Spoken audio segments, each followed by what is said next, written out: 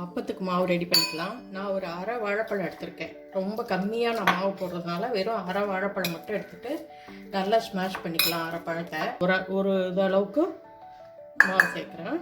கோதுமை மாவு, இது வந்து கோதுமை மாவு. இந்த அளவுக்கு இந்த அரிசி மாவே ஜாஸ்தி. இந்த ஒரு 1/4 ஸ்பூன் அளவுக்கு நான் அரிசி மாவு போடுறேன், அவ்வளோதான். ஏலக்காய் தூள் போட்டிருக்கேன். இது கூட தேங்காய் பல்லு பல்லாக நறுக்கி போடுறதும் இருக்குது. நான் துருவி போட்டிருக்கேன். 3/4 கப் அளவுக்கு போட்டிங்கன்னா சரியாக இருக்கும். நான் தான் சொன்னேன்ல, என் வெல்லம் கொஞ்சம் உரைக்கலான்ட்டு, அதனால் கொஞ்சம் இந்த அளவுக்கு போட்டிருக்கேன். நான் நல்லா பாகு ஊற்றுனீங்கன்னா கரெக்டான பதத்துக்கு கரைச்சிக்கலாம். அப்ப மாவு ஒரு 2 ட்ராப் மட்டும், அவ்வளோதான். இப்போ ஒரு பனியாரக்கல் நம்ம வச்சுட்டு கொஞ்சமாக நெய் ஊற்றிக்குவோம். அப்பத்துக்கு நெய் ஊற்றினீங்கன்னா தான் நல்லாயிருக்கும். ஒரு 3/4 அளவுக்கு ஊற்றினா போதும், ரொம்ப ஊற்றினீங்கன்னா இதாகும்.